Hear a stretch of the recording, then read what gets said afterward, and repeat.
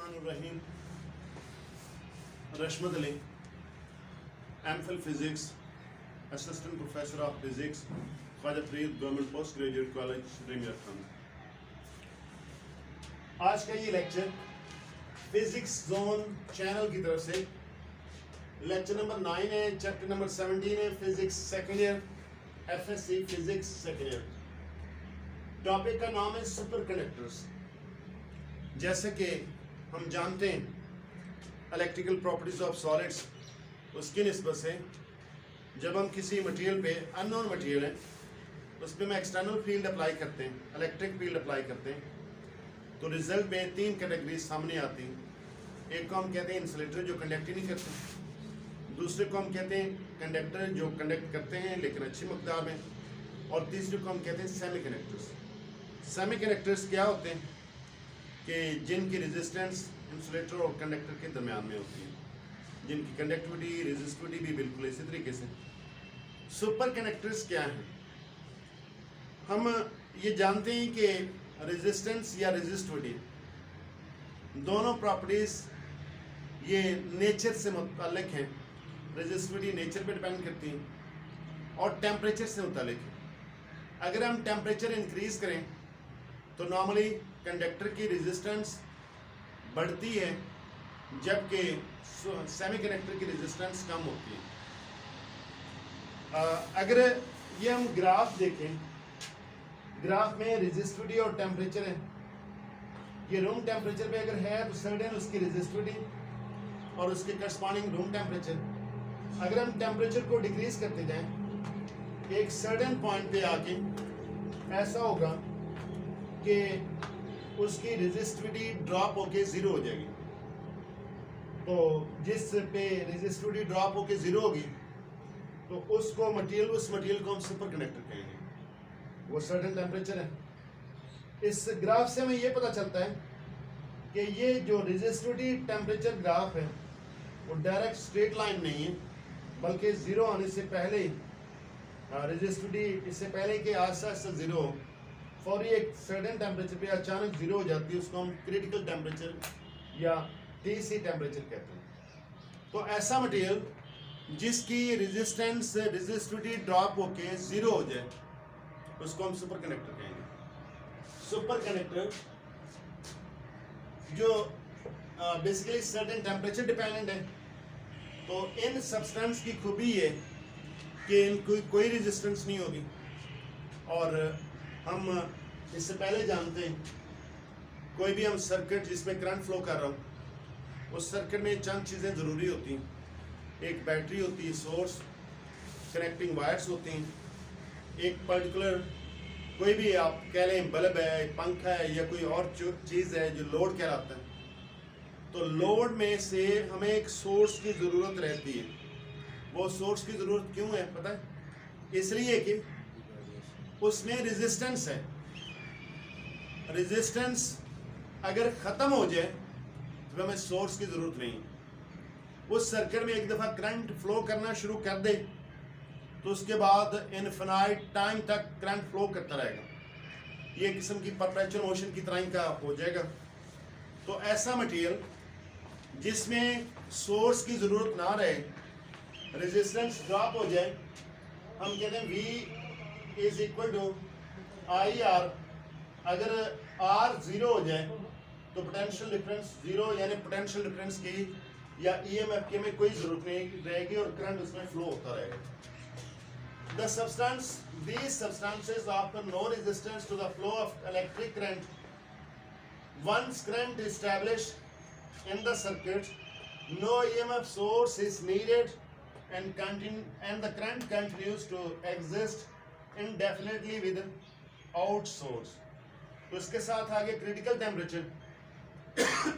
जिस टेम्परेचर पे वो मटेरियल की रेजिस्टेंस ड्रॉप हो जाती है, लूज हो जाती है, खत्म हो जाती है, जीरो हो जाती है, उसको हम क्रिटिकल टेम्परेचर कहते हैं। सबसे पहला जो सुपर कंडक्टर बनाया गया, यानी नॉर्मल टेम्परेचर पे, रूम टेम्परेचर पे सुपर कंडक्टर एग्जिस्ट नहीं करते, इनको बनाया जाता है। तो कैसे बनाया गया? तो हम देखते हैं 1911 में ये कैमरलिन ओमिस ये फर्स्ट साइंटिस्ट है जो एक्सपेरिमेंट कर रहा था मरकरी पर। हम जानते हैं मरकरी रूम टेम्परेचर में लिक्विड फॉर्म में है, सॉलिड है ये मेटल, लेकिन रूम टेम्परेचर पे लिक्विड फॉर्म में। तो जैसे उसकी प्रॉपर्टी से ऑब्जर्व कर रहा था, तो उसने क्या किया, उसने टेम्परेचर कम करना शुरू कर दिया, 0 डिग्री सेल्सियस से भी कम करते करते एक लाइन ऐसी, एक पॉइंट ऐसा मिला जिस पे इसकी रेजिस्टिविटी ड्रॉप होकर 0 हो गई। तो बड़ा हैरान हुआ, अगर इसकी रेजिस्टिविटी ड्रॉप होकर 0 हो गई फिर तुम्हें सोर्स की जरूरत नहीं होगी, कोई सेल की जरूरत नहीं होगी, कोई जनरेटर की जरूरत नहीं होगी। तो इस तरह ये TC जो था मरकरी के लिए वो 4.2 केल्विन के बराबर। हम ये मालूम कर सकते हैं कि सेल्सियस में कितना होगा। 0 केल्विन -273 है।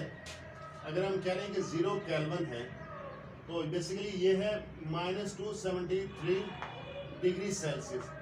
तो 273 में से माइनस कर दें तो आपको अंदाजा हो जाएगा सेल्सियस में कितना कम टेम्परेचर होगा। आप इससे कंपेयर कर सकते हो कि 0 डिग्री सेंटीग्रेड में पानी जम जाता है।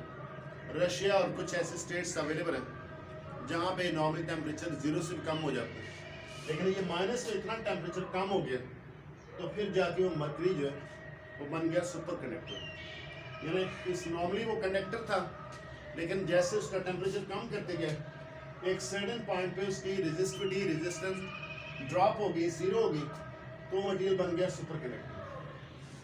अब क्या हुआ कि टाइम के पैसे से लोगों को, साइंटिस्ट को, फिजिक्स को ये चीज़ बड़ी अट्रैक्शन मिली कि ऐसा मटेरियल हमें मिल जाए जो रूम टेम्परेचर पे जिसकी रेजिस्टिविटी 0 हो जाए। हमारे यहाँ बिजली के बिल, मुख्तलिफ डिवाइसेज जो हम चलाते हैं वो बिल इसी चीज़ के आते हैं कि हम सोर्स से इस्तेमाल करते हैं। जब वो मटेरियल वायर ही, पंखों की वायर, घर की वायर, मुख्तलिफ इंडस्ट्री की वायर, सब की वायर ही सुपर कनेक्टर की होगी तो यकीनन उसमें कोई सोर्स की ज़रूरत नहीं होगी। और ऐसे मटेरियल की खातिर उन्होंने मुख्तलिफ एक्सपेरिमेंट किए और उस एक्सपेरिमेंट के नतीजे में कुछ एलिमेंट ये समझा गया था कि शायद मरकरी जो है ना वो लो टेम्परेचर पे कर रही है, तो कोई ऐसा मटेरियल ज़रूर मिलेगा जो हाई टेम्परेचर पे या रूम टेम्परेचर पे सुपर कंडक्टर बन जाएगा। कुछ ऐसे रिजल्ट्स हैं, मसलन एल्युमिनियम के लिए मिला TC 1.18 केल्विन पर, और स्टेनलेस 10 के लिए TC इतना, प्लम्बस के लिए 7.2 केल्विन। ये चंद एलिमेंट पे जब इस तरह का रिजल्ट सामने आया तो साइंटिस्ट में कुछ मायूसी फैली, तो एक दौर ऐसा आया जिस पे सुपर कंडक्टर पे काम करना बंद कर दिएगा। लेकिन फिर ऐसा हुआ कि एक फ्रीजर तैयार हुआ, ये 77 केल्विन, जो कि ना लिक्विड नाइट्रोजन को अगर हम बॉयल करते हैं, नाइट्रोजन नॉर्मली गैस में, उसको फ्रीज किया गया तो लिक्विड, वो गैस से लिक्विड में बन गई। जब वो बॉयल करें तो 77 केल्विन पर, और ये भी -273 में करोगे तो ये भी आपको अंदाजा होगा कि काफ़ी लो टेम्परेचर। तो इस टेम्परेचर से कम ऐसा फ्रीजर मिल गया, तो मुख्तलिफ मटेरियल को उस पर एक्सपेरिमेंट किया गया, तो लेटर ऑन अंदाज़ा हुआ कि ऐसे मटेरियल हैं जो 77 केल्विन से ज़्यादा टेम्परेचर पे सुपर कंडक्टर बन सकते हैं। तो लिहाजा वक्त के गुजरने के साथ सुपर कंडक्टर की 2 ब्रांचेस बनाई गई, एक लो टेम्परेचर सुपर कंडक्टर्स, दूसरे हाई टेम्परेचर सुपर कंडक्टर्स। तो लो टेम्परेचर कितना लो होना चाहिए, स्टैंडर्ड वही liquid boiling point of liquid nitrogen का 77 केल्विन से अगर कम टेम्परेचर पे कुछ सुपर कनेक्टर बनता है तो उसको हम लो टेम्परेचर कहते हैं, और अगर इससे ज़्यादा से बनता है तो उसको हम हाई टेम्परेचर सुपर कनेक्टर्स कहते हैं। इनके एग्जांपल ये जैसे कोट की हुई, और इसकी एग्जांपल्स बहुत सारी हैं। सिरामिक्स बेसिकली एलॉयज हैं, मिक्सचर्स हैं। तो इस तरह कम्प्लेक्स क्रिस्टलाइन स्ट्रक्चर है जिसका नाम दिया गया यट्रियम बेरियम क्यूपर ऑक्साइड। तो ये हमें मिल पाया है कितना, 163 केल्विन पर, -110 डिग्री सेल्सियस पर। तो जस्ट MCQs के लिहाज से ये जो वैल्यूज हैं इनको सेल्सियस में अगर डायरेक्ट आपको पता हो और उसकी कन्वर्शन का पता हो तो ये वैल्यूज इस तरह ऑब्जेक्टिव में इस तरह भी आ सकती है। तो ये किसने किया है सर? प्रोफेसर याओ लियांस ली एट कैम्ब्रिज यूनिवर्सिटी। तो ये उसकी इस क्लास की एग्जांपल सब लेटर, मज़ीद इस पर रिसर्च हो रही है। एक वक्त ऐसा आएगा जिससे अंदाज़ा होगा कि हम रूम टेम्परेचर पे भी सुपर कंडक्टर बनाने के काबिल हो जाएंगे, कुछ मिक्सचर कुछ अलॉयज। तो लिहाजा इसकी अब तक जो है क्या एप्लीकेशंस हैं, हम देखते हैं। सबसे पहले MRI, ये मैग्नेटिक रेजोनेंस इमेजिंग, ये मेडिकल फिजिक्स में इस्तेमाल होने वाली टेक्निक है। तो बेसिकली हमारे इस हॉस्पिटल में है, अब तो ये प्राइवेट के तौर पे भी आ गई। सॉफ्ट टिश्यू मसलन ब्रेन टिश्यू है, हार्ट है, लंग्स है, किडनीज है, स्टमक है, उसका इंटरनल स्ट्रक्चर हम मुख्तलिफ चीज़ों से मालूम कर सकते हैं। लेकिन ज़्यादा वाज़ेह जो इस्तेमाल हो रहा है वो है आपके पास magnetic resonance imaging. Magnetic resonance imaging क्या चीज़ है? एक मशीन है, एक मैग्नेटिक मशीन, उसके अंदर क्या होता है कि बॉडी को इंटर कर दिया जाता है, ह्यूमन बॉडी को। हमारी बॉडी हाइड्रोजन पानी पे मुश्तमिल है और प्रोटॉन पे मुश्तमिल है। H2O में H जो ना प्रोटॉन है, प्रोटॉन स्पिन कर रहा है, स्पिन की वजह से मैग्नेटिक फील्ड है। तो ये हम नेक्स्ट लेक्चर में देखेंगे। डोमेन्स वो एटम एक मैग्नेटिक फील्ड डेवलप कर रहा है। तो हमारी बॉडी में मैग्नेटिक फील्ड अवेलेबल है उन प्रोटॉन की, लेकिन है वो रैंडम है। तो फिर उस मशीन के अंदर, स्ट्रक्चर के अंदर जब बॉडी को डाला जाता है, उस पर एक्सटर्नल मैग्नेटिक फील्ड अप्लाई करते हैं। वो मैग्नेटिक फील्ड अगर सुपर कंडक्टर की होगी तो वो ज़्यादा स्ट्रॉन्गर किस्म की मैग्नेटिक फील्ड होगी। उस मैग्नेटिक फील्ड से क्या होगा, उस बॉडी के पूरे डोमेन्स को, पूरे मैग्नेटिक फील्ड को अलाइन किया जाता है। फिर बाहर वाली जो एक्सटर्नल मैग्नेटिक फील्ड वो हटा दी जाती है। तो जो उसकी बॉडी के इंटरनल मैग्नेटिक फील्ड है दोबारा अपनी ओरिजिनल शेप में आती है, वो एनर्जी रिलीज करते हैं।